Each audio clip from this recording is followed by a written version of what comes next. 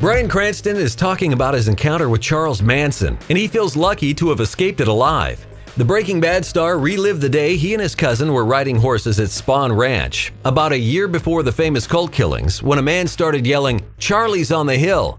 Everybody looked around and jumped on their horses and went away. But Bryan, who was 12 years old at the time, rode up with his cousins to find this important man to see what all the fuss was about. They found a drugged-out Manson on a horse in a near catatonic state. There were about 8 or so people holding onto the reins, and the entire group just passed the boys without ceremony. But Bryan instantly recalled Charlie when the news of the murders broke in August of 1969. And yes, when he saw his face on the news, Bryan's jaw dropped. Bryan only tweeted that he shuddered when he heard the news of Manson's passing, but he had spoken about the encounter a year before with the Daily Beast.